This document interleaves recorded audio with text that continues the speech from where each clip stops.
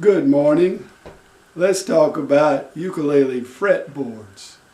When you read the descriptions of the ukuleles that you're about to purchase, one of the things they will do is tell you what the material is for the fretboard and bridge. And until today, I would have said, choose rosewood fretboard and bridge and you're really A-OK. But things have changed for me. I've done a little research on this and I am doing a complete 180.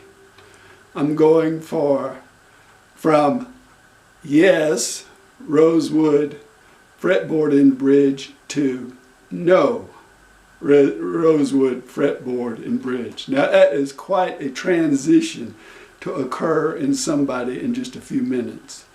But I was reading an article about Richlite. I've known about Richlite for quite a while, and I knew that it performed basically the same job just as well as rosewood. But I was prejudiced toward wood. It actually looks better, in my opinion, in many cases, and that's what I went with.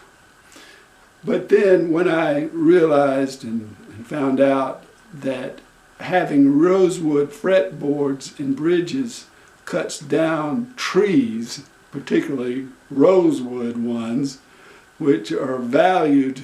I love trees. Anything that I can do to save a tree, I will. But something else I found out about Richlite, it doesn't shrink. And this is the thing. I mean, this is the thing. This time of year, December, I start getting a lot of sharp frets on my rosewood fretboards because they shrink when the humidity goes down, which happens in the winter time. So, if you've got rosewood fretboard, then what do you gain really by having rosewood fretboard except good looks? I would rather have a solid black fretboard with no sharp frets than to have to file frets every year. So that's cool. Hey, I'm going to Richlite. So let me show you the difference so you'll know what you're looking for. This is rosewood. And in rosewood fretboards, you can see some wood grain, different colors here. And if you're a brand new person, you might think that this was dried out or a defect or something. It's wood. That is rosewood fretboard. This is a Richlite bridge. Okay.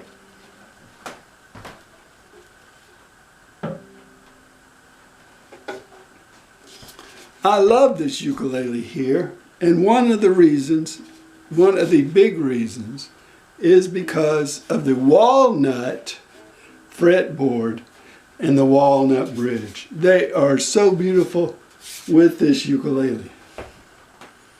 But the day will come probably when I have sharp fret, maybe, or maybe not. This is a really good ukulele, by the way. But this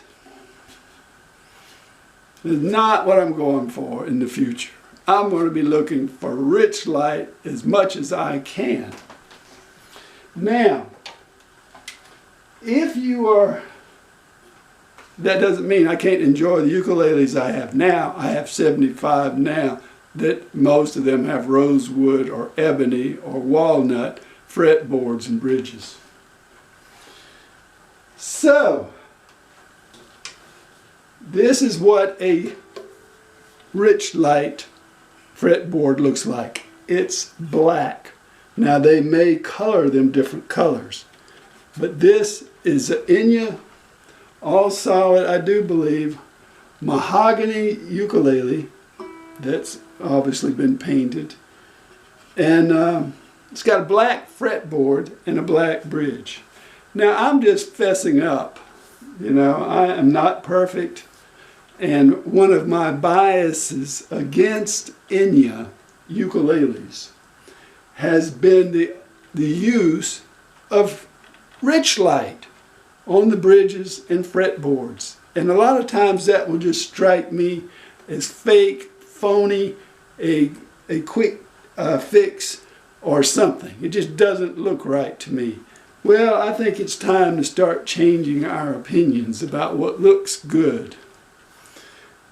I know Donner ukuleles make some like that, and the bridge just looks plastic. Well, Richlite's not plastic.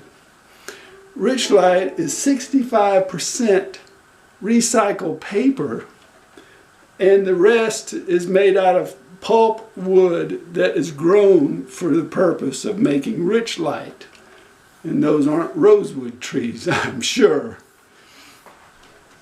So, Richlite, the only complaint about Richlite that I have heard is the looks. And if you can get beyond the looks, then Richlite is the way to go. It does not affect sound. It does not affect play. I have played ukuleles with plastic fretboards. I have one, or maybe several, but I can't stand plastic fretboards. I mean real cheap plastic like they had in 1955. But Richlite is not that. This is suitable, fine, high-end ukuleles. Expensive guitars can have Richlite fretboards and bridges. So we've been talking about fretboards. Now we're going to talk about a different kind of fretboard. That was an Enya ukulele, and Enya makes many, many, many ukuleles now. They seem to be taking over the entire ukulele world sometimes. This is an Enya Nova U, carbon fiber ukulele. Now, the big difference in this fretboard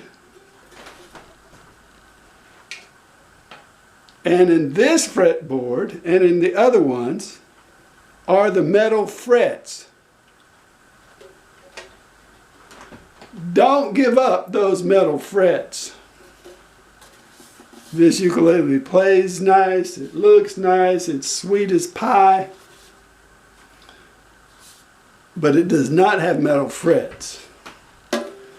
You need the metal frets because the carbon fiber frets can and will wear away with play. Now, it may take 150 years for them to wear away, but they will eventually. Some people have worn away these frets very quickly, and so this, the Nova U with the carbon fiber fretboard, is not recommended for me. I mean, not if you want to have this ukulele for a long time. If you want to enjoy it for a period of time, super, go ahead. I've had this one 3 years. It doesn't have any damage to it, but then it hasn't been played. Very little. I have other ukuleles that I love, so this one doesn't get played that much. But this is a difference. This is a difference when you look at Enya ukulele fretboards.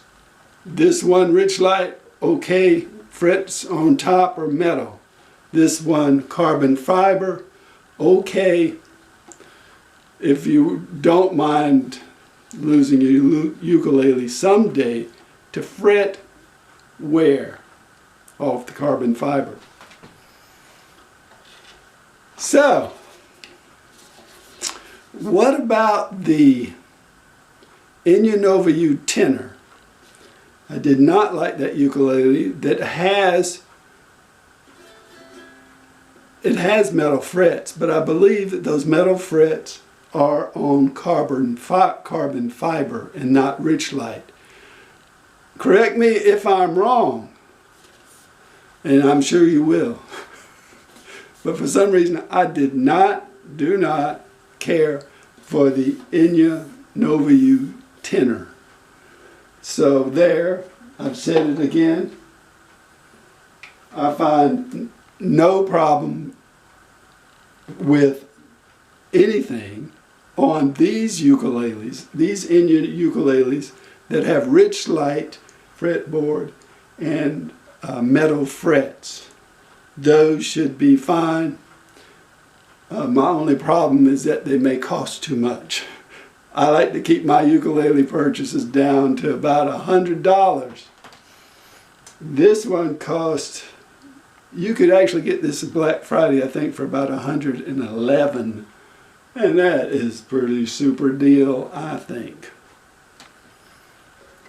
These can sell for as low as $63. And at that price, buy it and don't worry about the frets or take out insurance.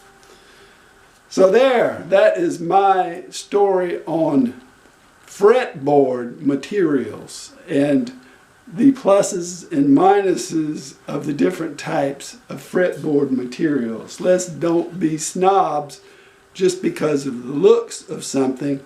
Let's go with a material that is best for the environment while also allowing you to play and sound great and no sharp frets. Thanks for watching.